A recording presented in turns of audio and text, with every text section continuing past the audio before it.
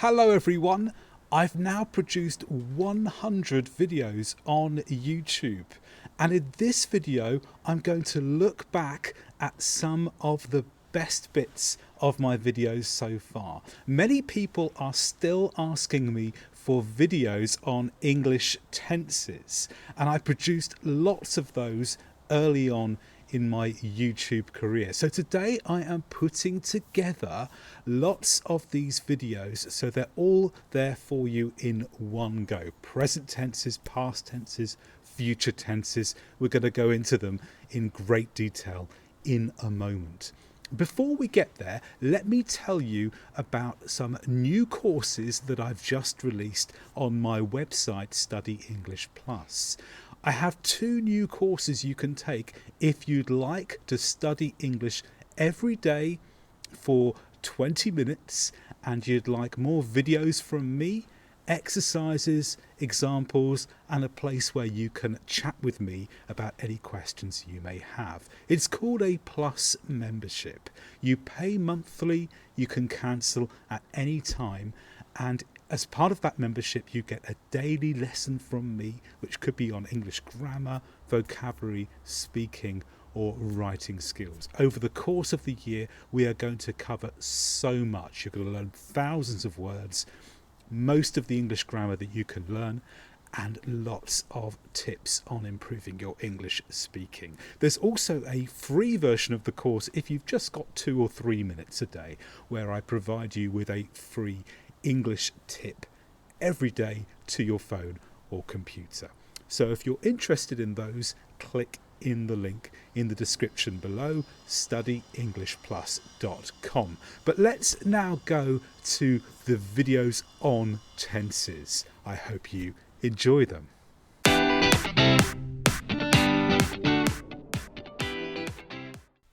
So on the screen you'll see the present simple and the present continuous separated into 4 general uses. But they all have a theme. With the present simple, we're looking at things that stay the same. So firstly, descriptions that are true now. So she seems happy, and you could even go into describing someone's age, characteristics of them. You'd all use the present simple for this because it's descriptions that are true now.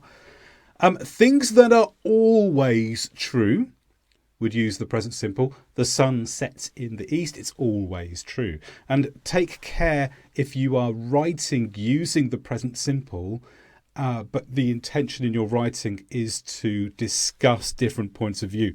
If you use the present simple without any other words to make a phrase less certain, then when you use the present simple, it sounds as if you are saying something that is fact. Your reader will read it thinking, this person believes this is a fact. With the sun sets in the east, I think everyone will agree that is a fact.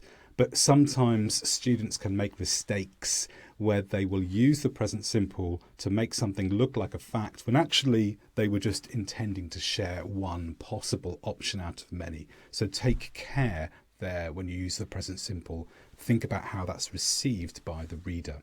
But things that are always true, use the present simple. Arrangements that always happen. So this restaurant opens at 5 o'clock or 1700 hours. And routines or habits. I travel by bus on Fridays. So these are all things that stay the same. The present continuous, on the other hand, is for things that do not stay the same. So firstly, actions happening now. She is singing a song. It's happening now. And this is the true present tense. This is the tense that tells us what the situation is at this moment. So actions happening now, she is singing a song. Things that are temporary. So I am staying with friends today. So whereas the present simple, things always true, present continuous, things that are temporary. Arrangements happening once. So we are meeting next weekend. Present simple, arrangements that always happen the same. Present continuous, arrangements that happen once, may not necessarily be the same next week. And finally, things that are changing.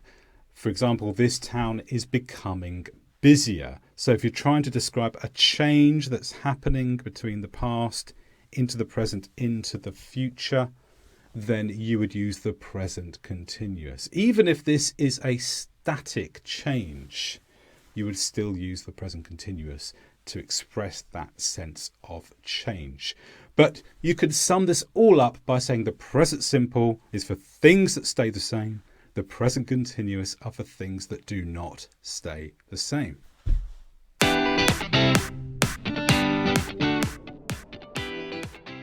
So on this page is a list of occasions when you would use the past simple or the past continuous. And on the next page will be some instances where you could use either the past simple or continuous depending on the context. So first of all, the past simple. Most people will think of the past simple in terms of the first example. So actions completed in the past. The TV series finished last week. It happened in the past. It's something completed. We use the past simple for this. Descriptions that were true in the past also use the past simple. So the show was filmed in Mexico. So in this case, the filming has finished. That's what makes it past. The filming is not happening now. So as it's a description of something that's fully in the past, we use the past simple. Also, ideas that were true in the past. So in 1950, people thought smoking was safe, but they don't do so now. This is an important one to think about because generally ideas tend to be things that are permanent. Things that were true in the past, true in the present, will be true in the future. And so usually we use the present simple. But of course, sometimes ideas change. So if an idea has changed and what you are reporting is no longer true, the past simple shows the reader or listener that you think this idea finished in the past and now people have a new idea. So ideas that were true just in the past but are not true now, past simple. And also you can use the past simple in many occasions just to be more polite. So did you want another drink? Well, normally we'd say, do you want another drink? But did makes it a little bit more polite. And I suggest that you watch my video on using will or would, as it covers the reasons why the past simple rather than the present simple is considered more polite, along with other reasons why certain words or phrases are more polite than others. But the past tense tends to be more polite than the present tense if you have a choice between the two when asking a question.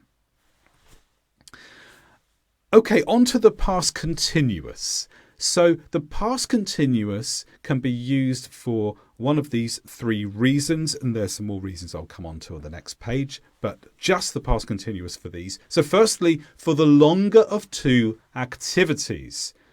Jane coughed while John was watching the show. So watching the show is something that happens for, well, probably half an hour normally. And coughing is something that happens in a second.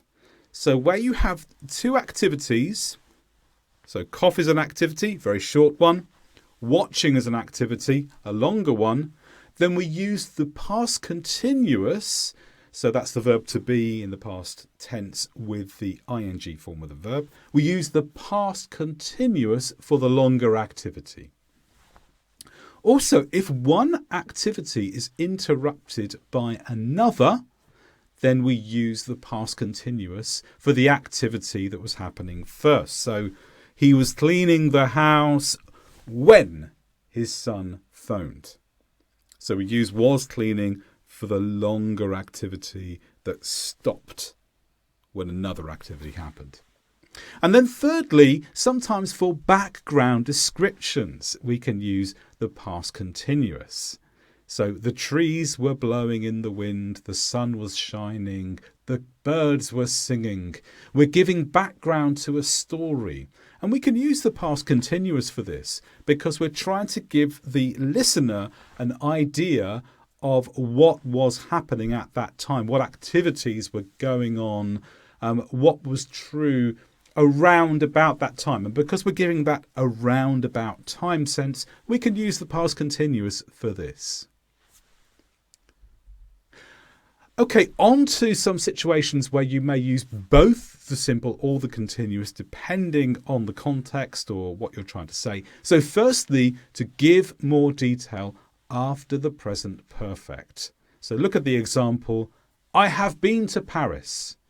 It was snowing. So one storytelling technique is often to start with the general picture in the present perfect. And this is because the present perfect is less specific about time in the past. And when you want to give a general overview, you perhaps are not worried about the time details. You just want to get the main bit of information out there, which was that you have been to Paris. Then the specific details come afterwards. And for the specific details, now you switch into the past tenses. So it was snowing. I'm being more specific about what was happening there at the time. When you have stories in the correct order of time, we use the past tenses in the simple and the continuous form to describe them. So first I drove to the house, then I opened the door. So drove first, then opened the door, then the next thing, then the next thing. If the story is in the wrong order of time, then you would use the past perfect to show which event is in the wrong order. So, for example, I had already opened the door before my friend arrived at the house, for example. And here the one thing has happened in the wrong order of time in the story. But if it's in the correct order of time, use the past simple or past continuous to go through the sequence of events. Also in hypothetical phrases, even if they relate to the present time. So if you knew how hard I tried, you would cry. If you knew. But the person speaking is not speaking about the past. They're speaking about now. They're saying, you don't know. But if you knew makes it hypothetical because the reality is that this person does not know how hard they had tried. It's hypothetical, it's imaginary. And to indicate that we're being hypothetical or imaginary, we can shift back in time into the past. And finally, reporting what someone said. She said she was trying very hard. Now, what did she actually say? Well, she actually said she is trying very hard. But when we report that, we shift back a tense because obviously we are reporting something that was said earlier and that has been finished. So here are some ways in which the past tenses are used in English. Not just for finished actions in the past, but a whole host of reasons.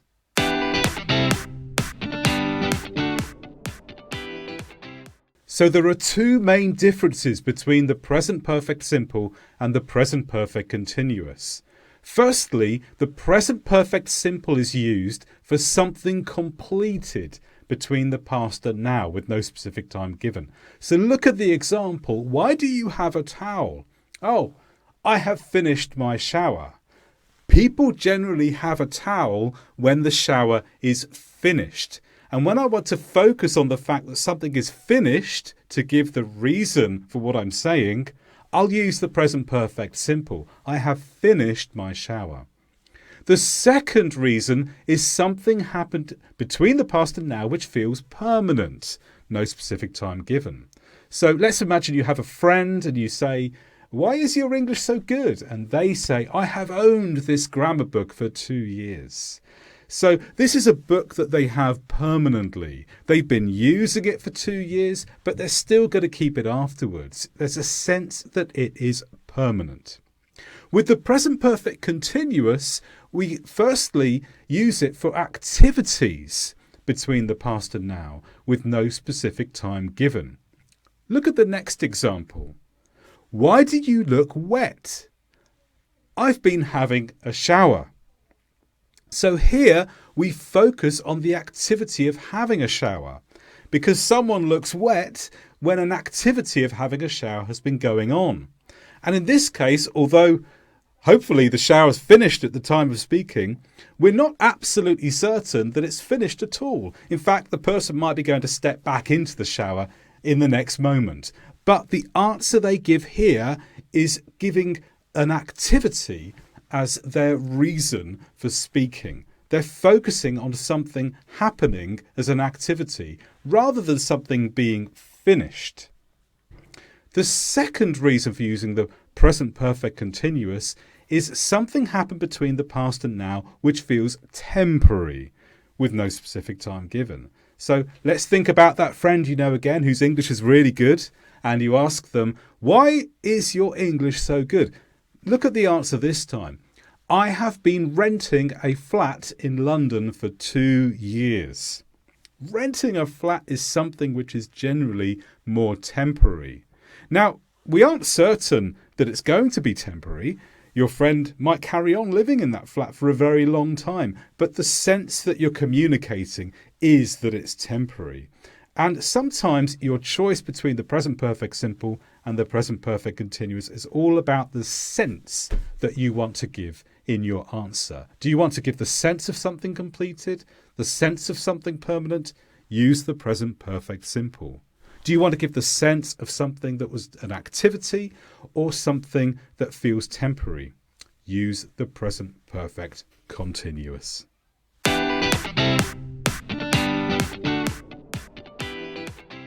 So firstly, will. Will is what I call the loose future. This could include requests, intentions, promises, instant decisions, offers, predictions, and plans. But what they all have in common is that they are general statements about the future, and they may not be completely fixed. That's reserved for going to, which I call the fixed future. And this is for reporting decisions that have already been made, predictions based upon evidence, and making plans feel more fixed. But there are still more ways to speak about the future in English. We have the present continuous tense, which is for one-off arrangements. For example, I'm seeing my friend tonight. So that's made up of to be, the verb in the present participle, and that is for something that's just happening once. For regular arrangements, we use the present simple tense. I see my friend on Wednesdays. Or you could even simplify this to I see my friend on Wednesday, meaning next week, but it's something that happens regularly. It's something that could be put into a timetable. And to top it all off, we can simply make something future by using time words. I have my dinner after I arrive home. I go to bed when I feel tired. And these time words put what you're saying into the future all on their own. So the future is not like the past tense. The future is made up in a number of ways of English, and you have a variety of techniques to do it.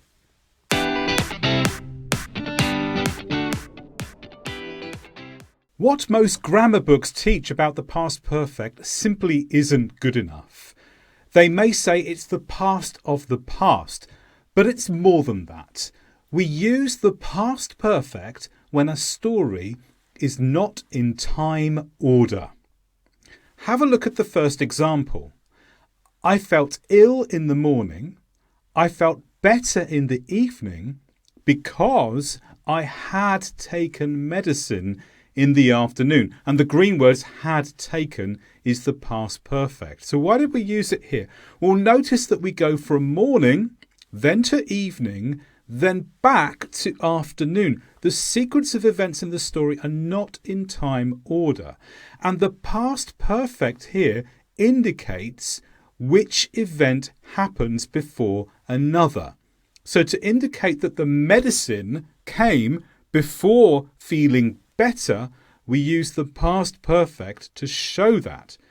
I had taken medicine in the afternoon. The medicine was before I felt better in the evening. So when a story is not in time order, that is when we use the past perfect. That's when it is necessary. If events are in time order, just use the past simple. I felt ill in the morning. I took medicine in the afternoon. I felt better in the evening. Morning, afternoon, evening. Here we use the past simple. So remember, the past perfect is used when a story is not in time order.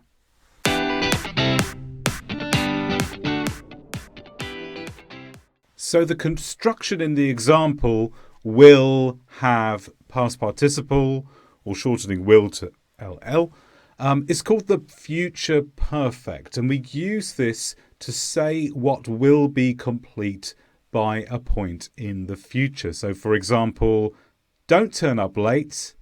I'll have finished by then. Within 3 hours, I will have watched 10 more grammar videos. Well, maybe that's true for you today. You may read, though, that native speakers don't actually use the future perfect a lot. I don't think that's necessarily true. I think native speakers do use it, but perhaps not as much as other tenses. And they will opt to use alternative ways of expressing themselves. And here's a few at the bottom of the page. So I'm going to watch 10 more videos in the next 3 hours. It has the same effect, and it's using the very simple going to construction. Also, the present continuous, which we use for arrangements in the future, but this could also be used to predict what's going to happen in the future. I'm finishing before you are due to arrive, which does the same thing. Or sometimes we can even use I will be followed by a past participle. I will be done with learning about the future perfect by the end of this video. So I will be done with means something will be over. So that's another phrase that you can use. But if you want to use the future perfect, will have past participle is absolutely fine.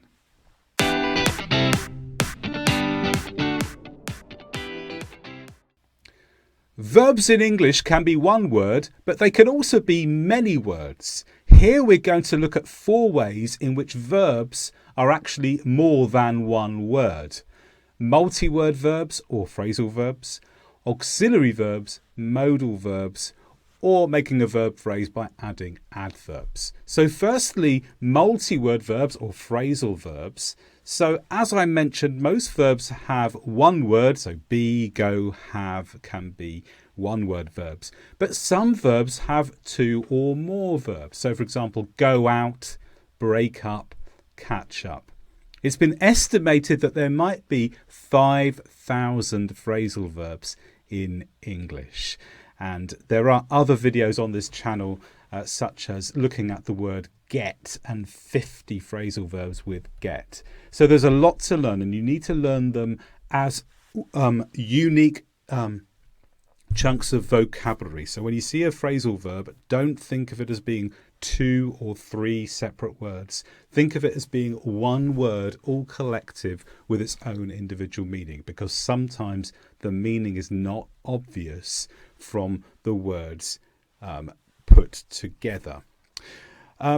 There are some verbs that commonly start a multi-word verb phrase. So multi-word verb phrases frequently occur after words like carry, come, go, get, make, put and take. There's lots and lots of phrasal verbs that start with those words. So it could be good to begin with looking at words like those if you are to build up your knowledge of phrasal verbs. Auxiliary verbs also make a verb phrase longer.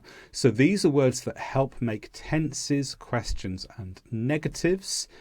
So there are many of these, but briefly, I don't think so. Here we use do and not to make the negative verb phrase. Do you think so? Again, do makes the question, but do and think is considered to be a verb phrase together. I have been a long time. So here have and the past participle makes the present perfect tense, but a lot of tenses involve using an auxiliary to make verb phrases. And I am coming quickly. So here we're using the verb to be to make the present continuous. So auxiliary verbs is probably something you're more common with if you're watching a video like this, but this turns a verb into a verb phrase as well. Modal verbs also most English learners will be familiar with, and these add a condition to the main verb. So some examples, not all, some are can, could, may, must, should, will and would. And again, I have several videos on this channel dedicated to these modal verbs. Compare she plays in the park with she must play in the park. So in the second sentence, there's an extra condition on play. She doesn't just play, but she must play. So here it's an obligation. And finally, we can make a verb phrase by adding adverbs. And these add information to the main verb, telling us how the main verb happens.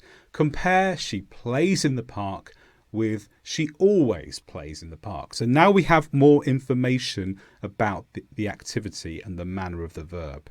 Not simply plays, but always plays. We now know more about the verb. And this makes a longer verb phrase. Where do we place the adverb? We'll place it before the verb in most cases, as in the example on the screen, but after the verb with to be and auxiliaries. So those are 4 ways that we can make a verb phrase, and it's just important to know this because when we're identifying the main verb in the sentence, it's important to know where the verb phrase starts and where the verb phrase ends. So make sure you're confident in using all of those 4 methods for making longer verb phrases.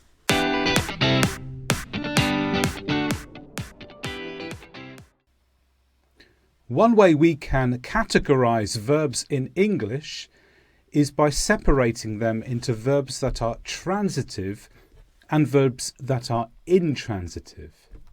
A transitive verb can take an object. For example, they bought the company.